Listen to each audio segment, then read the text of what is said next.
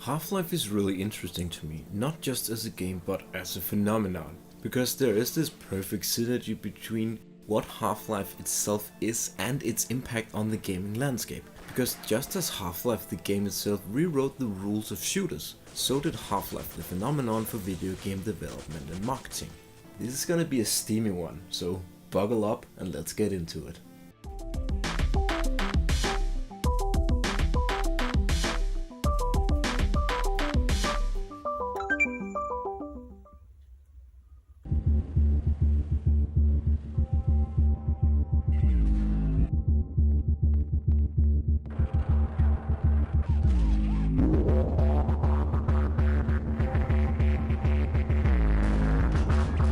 Can't be understated how much of a hit Half-Life 1 was and what kind of impact it had even a year before it was out, and as we learned later on, even before the game itself was actually good. It was reprogrammed pretty much from scratch a year before its 1998 release, and I think in part due to that, it managed to produce 3 different kinds of demos that don't feature the same content, and 2 of them don't even feature content that's present in the final game. And all this confusion happened before the 1998 release, and things only got more complicated from there. Valve had partnered with Sierra Entertainment to publish Half-Life, and through a strange legal agreement, Valve and Sierra ended up co-owning the Half-Life IP, but not really. Meanwhile this was happening, mods started popping up, and Valve didn't really see why those mods shouldn't be official games, so they started buying mods like Day of Defeat and started developing their own mods internally themselves, and also making them official products. Sierra wasn't just sitting around either, and they contracted Gearbox to make an expansion to Half-Life, Opposing Force, and then another expansion but for the Sega Dreamcast, which was then cancelled a couple of weeks before it released, and then Gearbox was contracted to make a PS2 port instead, but not include the new expansion Blue Shift that they were working on. No, instead they included a new expansion that was called Half-Life Decay, which was a 2-player co-op game that featured puzzling elements that we wouldn't see again until the release of Portal, and it starred 2 lady scientists that were kind of mentioned in Half-Life 1, and they did some things. But back in the PC world, Blue Shift ended up in the Half-Life Umbrella compilation thing, and it was such a big deal that it was included that it says right here on the box that it's so cool that it's included.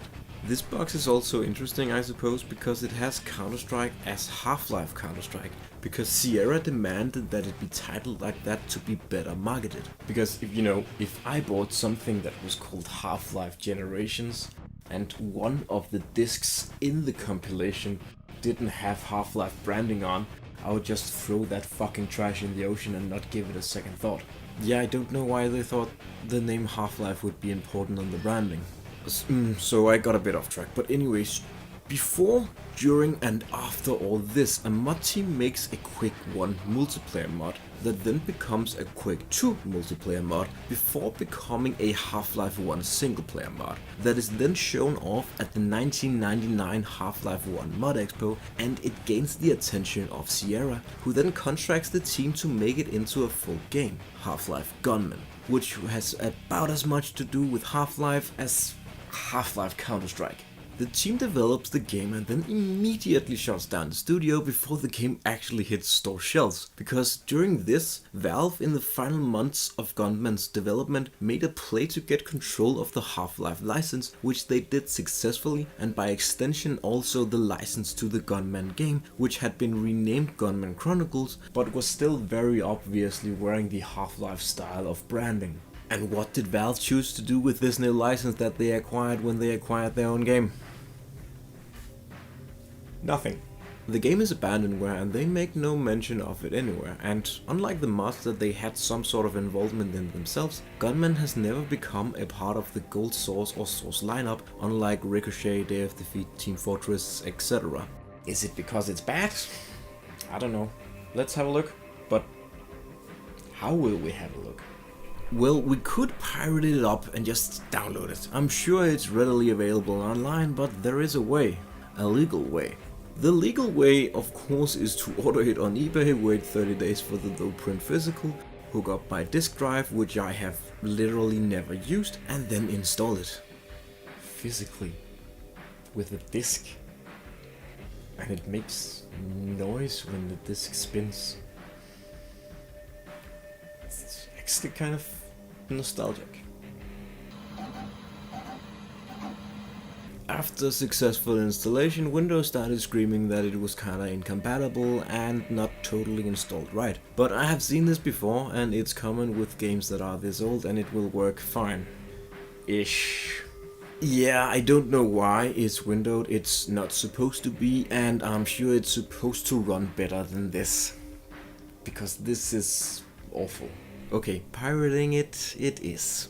Gunman Chronicles, despite being a product officially owned by Valve, is actually on ModDB. And the cool thing about the mod being on ModDB is that it's a Steam mod, which means that it will come with a bunch of quality of life improvements, like modern graphic card support, widescreen, controller options, etc. It's good stuff, and as you can see, it runs a lot better than the physical version did running in software mode, which was the only mode it would run in. But is it good? The game itself? It's very impressive for what it is, how it was made and when it was made. It features an intro sequence like Half-Life, but it plays around with gravity, showing other characters walking on what appears to be vertical surfaces. When the shuttle we're on finally docks, we're guided through a training exercise that learns us the ropes of the game. There is of course the basic stuff like movement controls, but also the more interesting stuff that Half-Life didn't have, like every firearm having several modes of fire, like rockets can be homing rockets and pistols can be changed to fire full auto or bursts, etc. The story itself is also more engaging than Half-Life, I would say. About 5 years back, a general, your commanding officer, heroically sacrificed himself in a decisive battle, and he has become a bit of a martyr and a patron saint of the army. However, after a supposed Xenom attack, Major Archer and a squadron of soldiers are sent to a planet to launch a counterattack, but then the squadron is very quickly wiped out by an unknown force, and the sole survivor, Major Archer, learns that the general is very much not dead and that he blames Major Archer for his sacrifice, and that he is out for revenge. There is naturally a bit more to it, but it's a very interesting opening, and it's a fun way to put the player into that lone survivor mode that Half-Life also did. The gameplay itself is fine. I initially played it on medium difficulty, but the game doesn't seem to have actually been balanced for that, and the guns kinda felt underwhelming, and they didn't have that oomph to them, as I couldn't see them do noticeable damage on the enemies when I fired on them, but switching to easy fixed that, even though it dented my fragile man pride. It's also long, if you like that, about 40 hours. I would say more about it, but if you've played Half-Life Opposing Force Blue Shift, you know what you're getting into. It's that, but with cowboy makeup and a few advancements. It's good, and it's weird that Valve hasn't made it available like they have everything else. For fuck's sake, they allowed Hunt the Freeman to exist.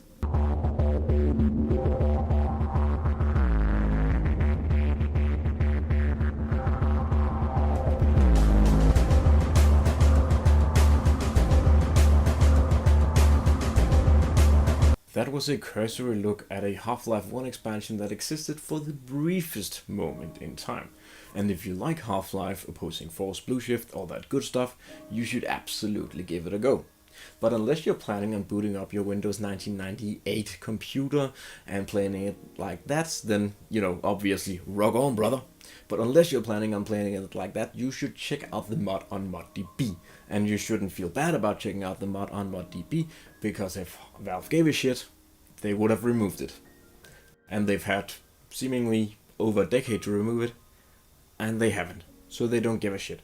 Which technically makes it vaporware in a lot of countries, including mine, so if you're from Denmark, then go super nuts. It's completely legal. And also, if you're not from Denmark, still download it because Valve doesn't give a shit. Until next time, bye bye.